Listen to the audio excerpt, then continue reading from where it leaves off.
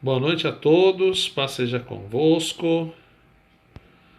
Ó, é nós aqui. Ó, legal. Tamo aí, ó, gravando de uma nova tecnologia. Amém? Vamos iniciar aí a nossa gravação.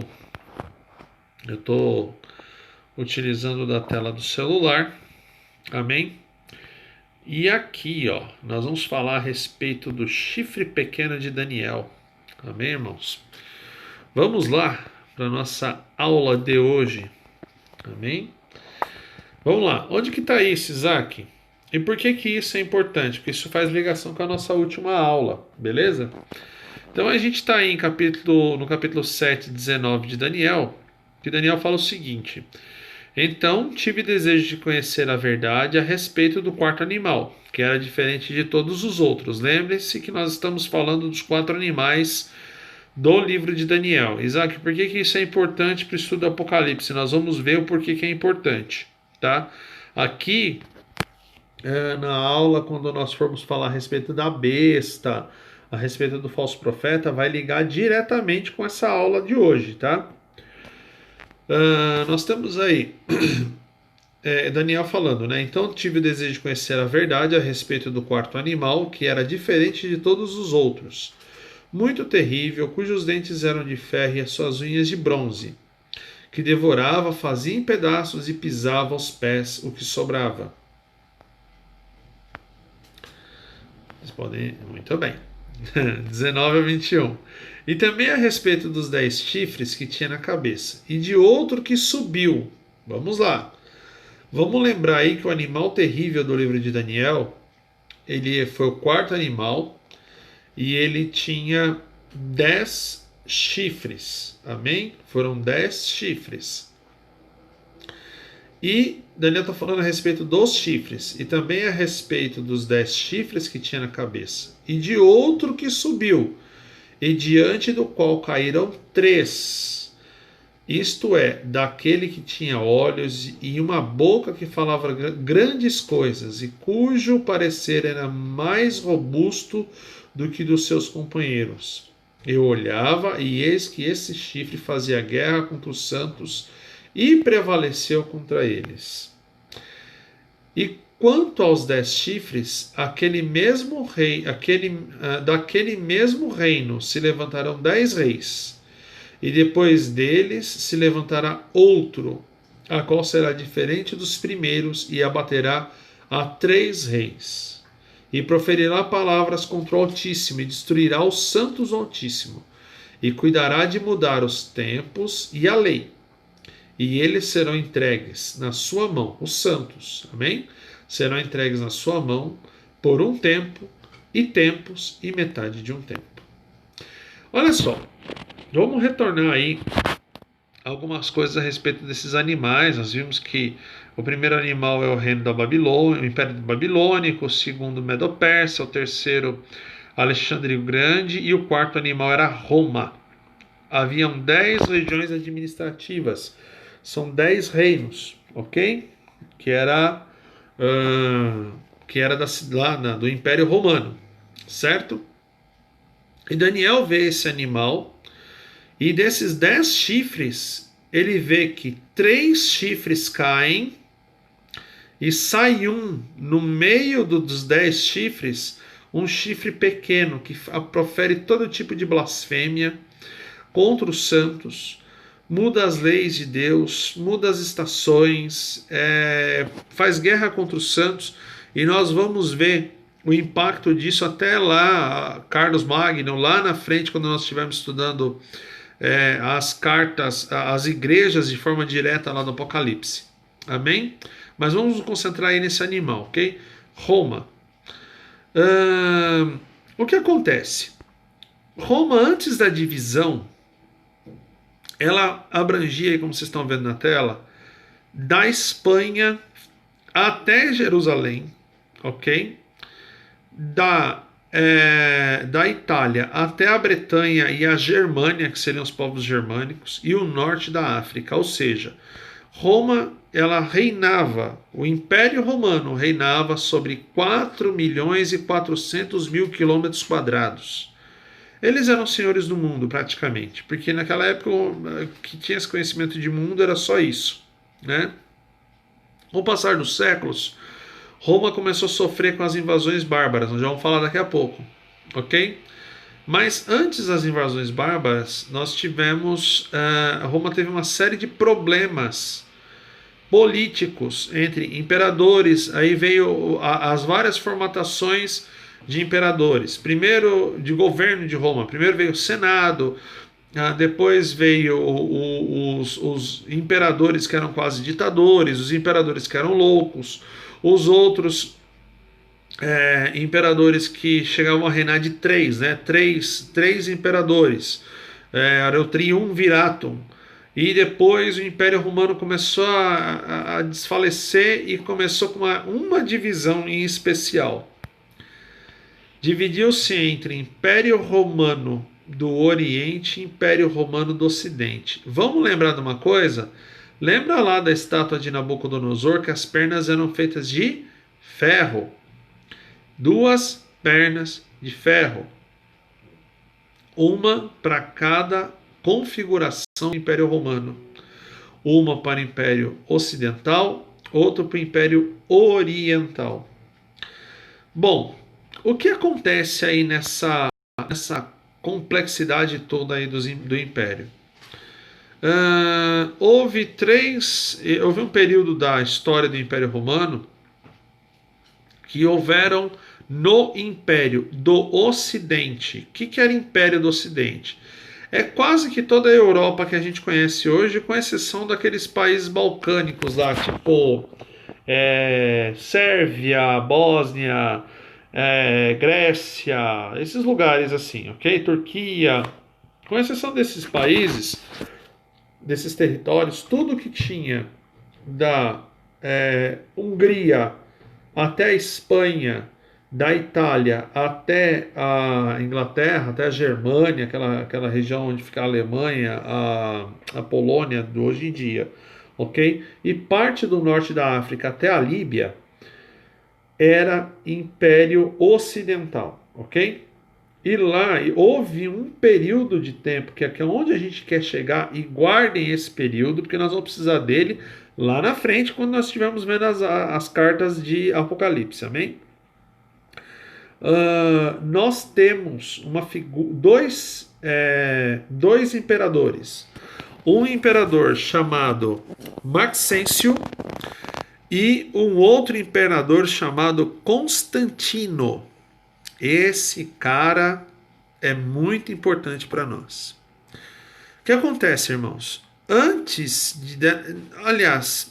de Constantino subir no poder, o povo de Deus era extremamente perseguido, a igreja era extremamente perseguida, muito perseguida mesmo.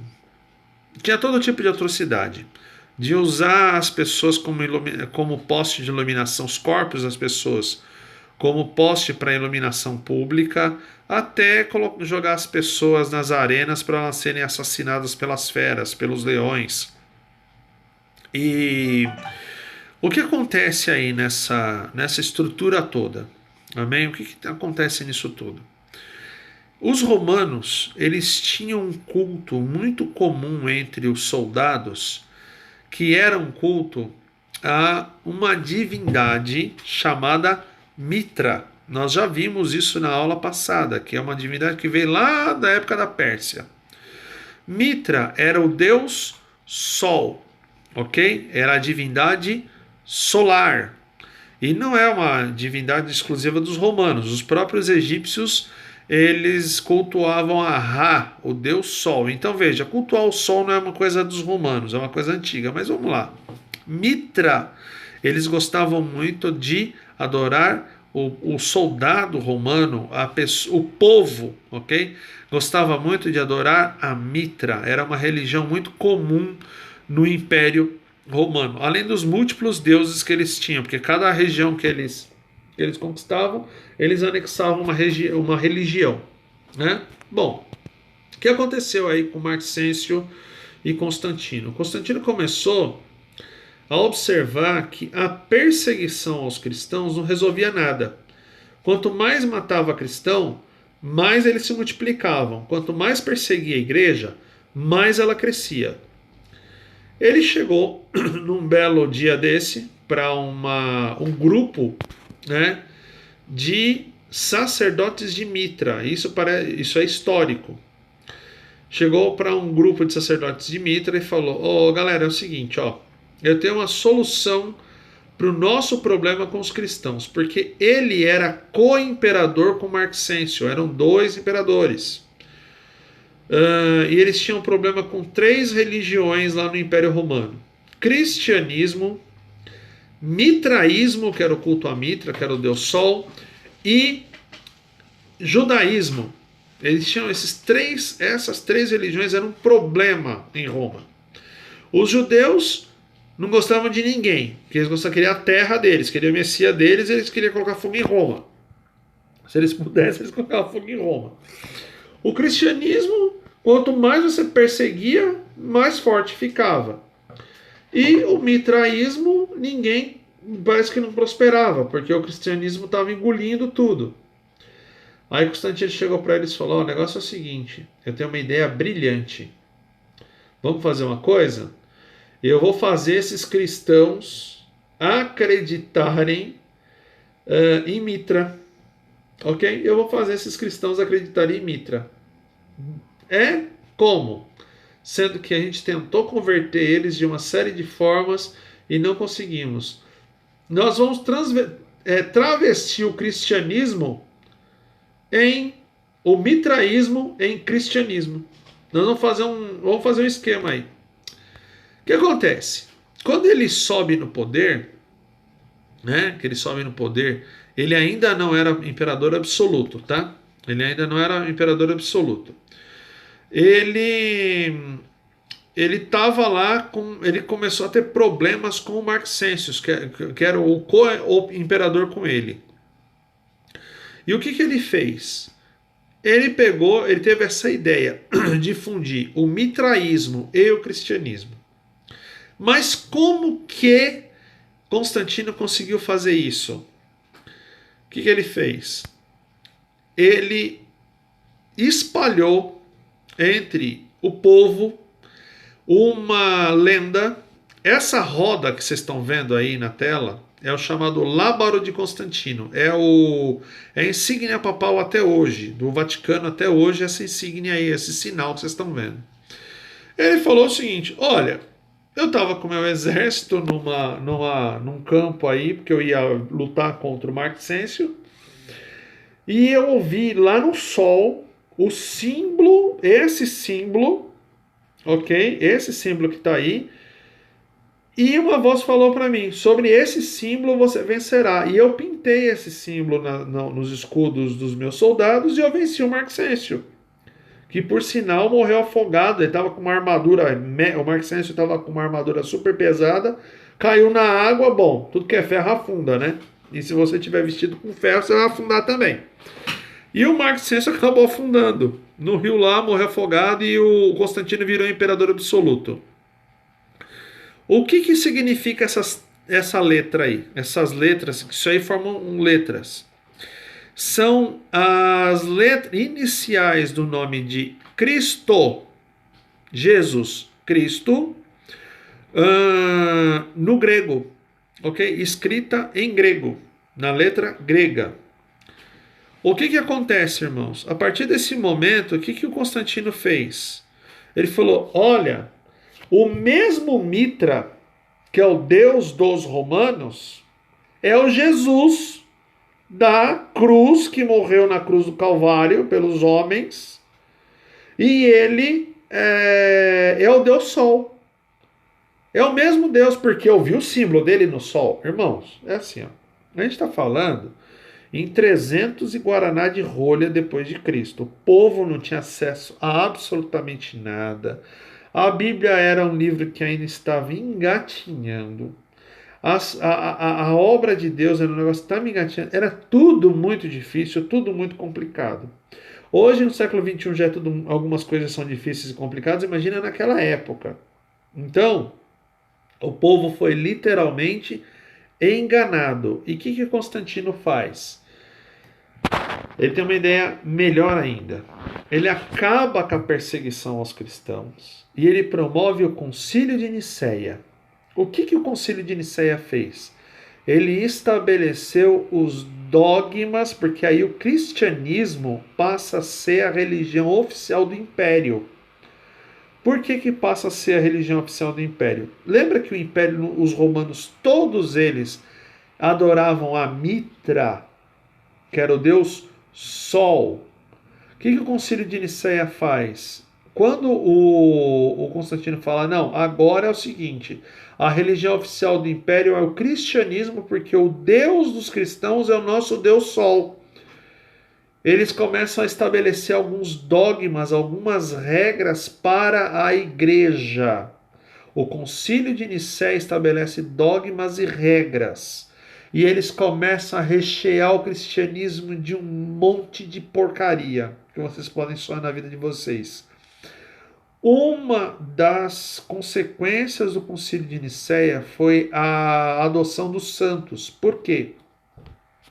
Os romanos tinham a religião de Mitra, mas também tinha uma série de outros deuses. Agora, o que você vai fazer com um povo que adorava o sol?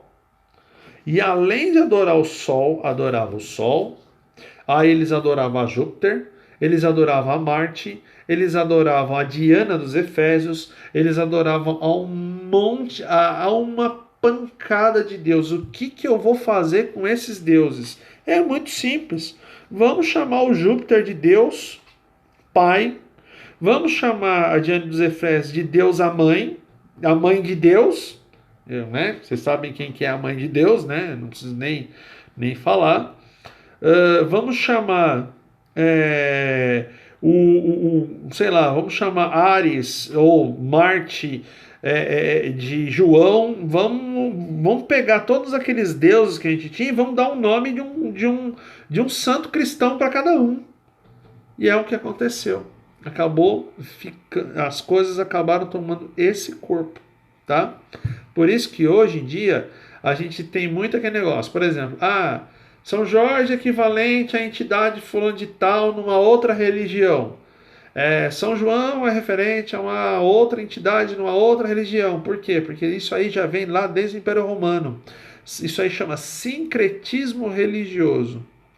Mas uma coisa que o Concílio de Nicéia fez... o que eles fizeram? Olha, bom, se para o judaísmo e o cristianismo começarem a andar juntos, aqui dentro do império, aqui no nosso mundinho, a gente precisa fazer com que tanto os judeus quanto os cristãos tenham um livro comum, tenham normas de conduta comum. O que nós vamos fazer?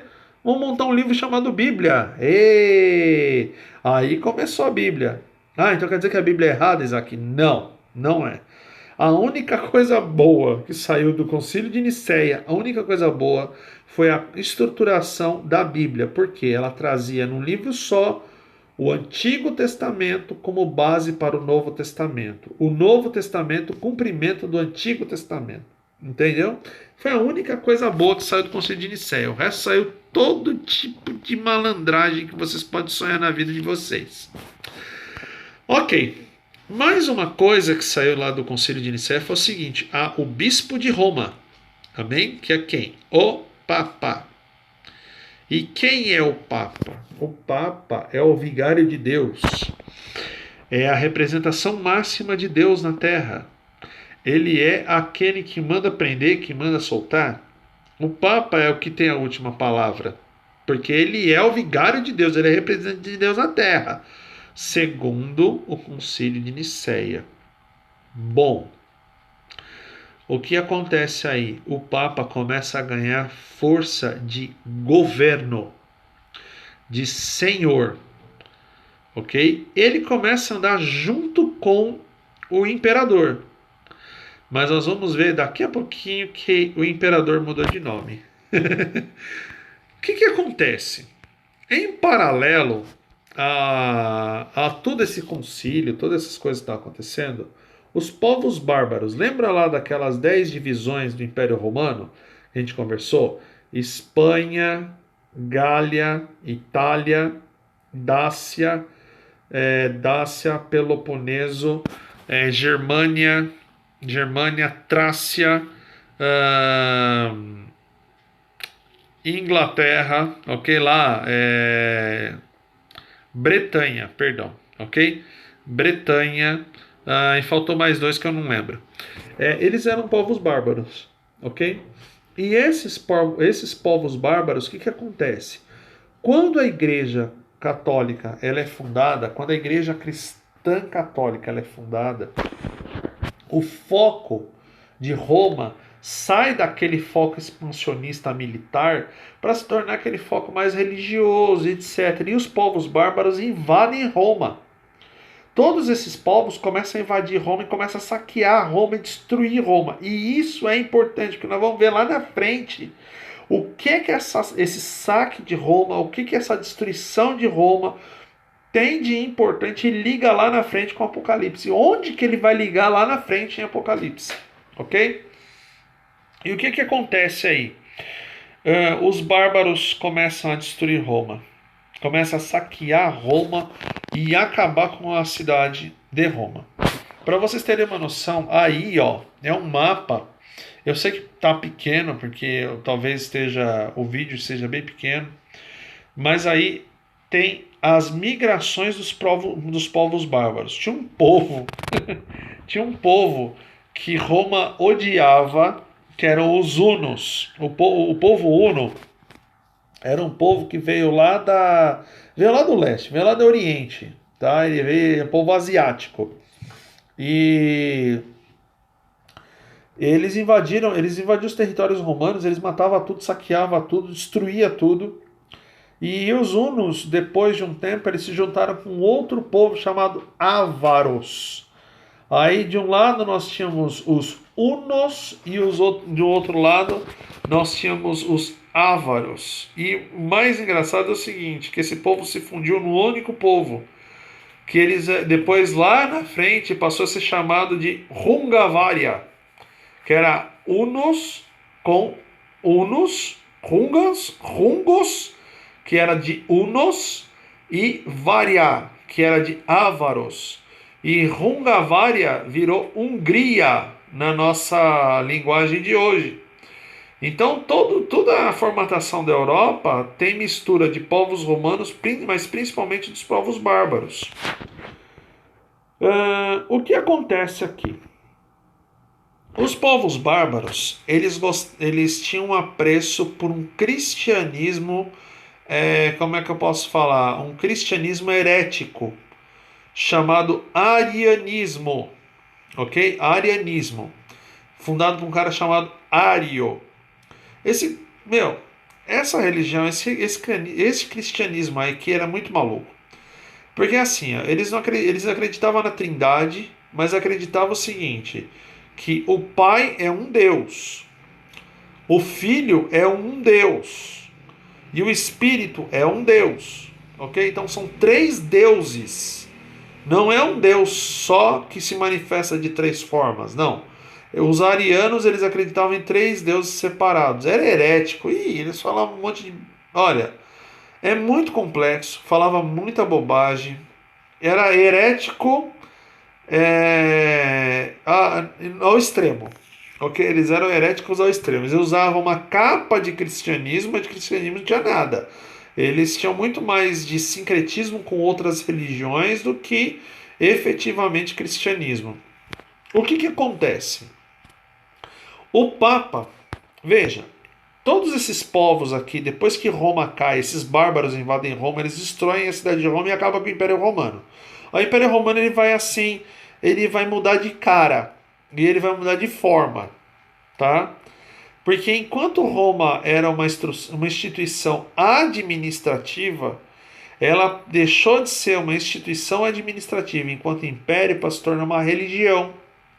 E ela começou a expandir até mesmo entre os povos bárbaros. Só que três povos bárbaros, eles não iam com a cara de Roma, com o cristianismo romano. Eles preferiam o cristianismo arianismo, ok? De Ário. Eles preferiam o arianismo do que o cristianismo romano. O que o Papa faz? Como houve a expansão para aquelas outras regiões administrativas, e nós tínhamos 3 regiões administrativas que antigamente, né, formavam regiões administrativas de Roma. 3 regiões que não queriam o cristianismo romano, eles queriam o próprio cristianismo. O Papa falou: tá bom, nós vamos fazer uma guerra contra esses três povos, que foram os ostrogodos, os érulos e os vândalos. Para vocês terem uma noção, esse povo ostrogodo, os godos, os ostrogodos, os visigodos, eles são 3 povos de uma origem só. Eles são do mesmo tronco, eles são meio que primos. E esses povos, os ostrogodos, eram o povo que segurava os árabes islâmicos lá na Espanha, lá no sul da Espanha. Quando o Papa faz uma guerra contra esses 3 povos, ele derruba 3 reinos: os reinos dos ostrogodos, dos érulos e dos vândalos. E o efeito que isso aí teve, principalmente no sul da Espanha, foi muito grave. Porque com o passar das eras, os árabes de origem muçulmana conseguiram invadir o sul da Espanha e fazer o Califado de Granada. E que depois é um trabalho danado para a Espanha reconquistar o território, que os árabes eles estavam expandindo, que eles tomaram assim a Península Ibérica, que eles quase chegaram na França.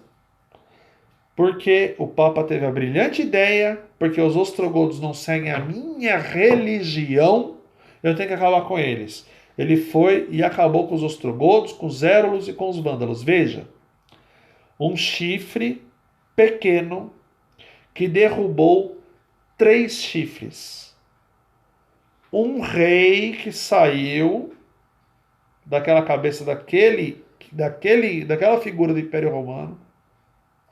Caíram 3 reis e ficou um rei só na figura do Papa, na figura papal. Tanto é que isso é tão verdade que ele é um rei que até hoje a cidade do Vaticano é o menor país do mundo.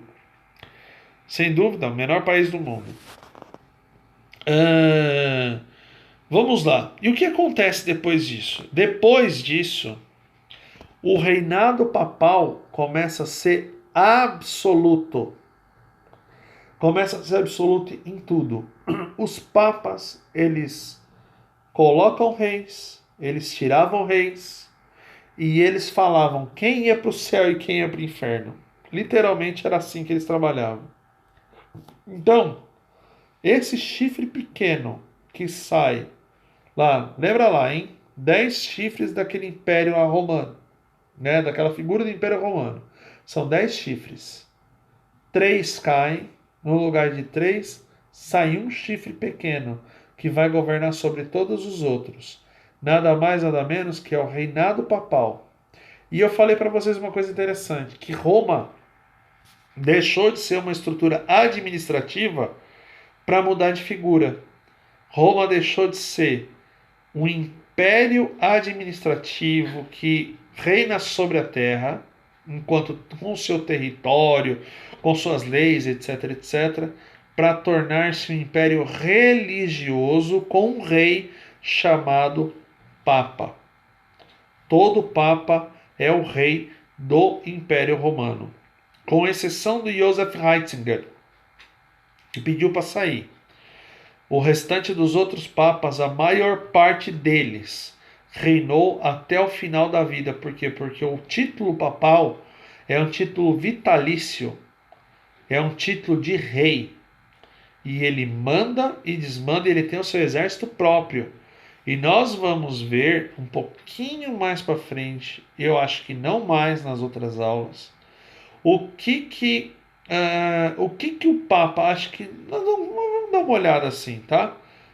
Assim, numa aula, o que os papas fizeram para mudar a lei, o tempo, as estações e as perseguições que o Papa fez contra o povo de Deus. Vamos ver. Eu vou decidir ainda se eu vou fazer isso na próxima aula ou se eu vou fazer isso quando nós chegarmos lá na carta de Apocalipse. Eu acho que nós vamos esperar lá para a gente chegar lá na carta de Apocalipse que fala disso. Tá bom? Deus abençoe a sua vida. Que você possa ter um final de semana abençoado. Que Deus abençoe você poderosamente. Amém? Beijo, beijo. Te amo, Cristo Jesus.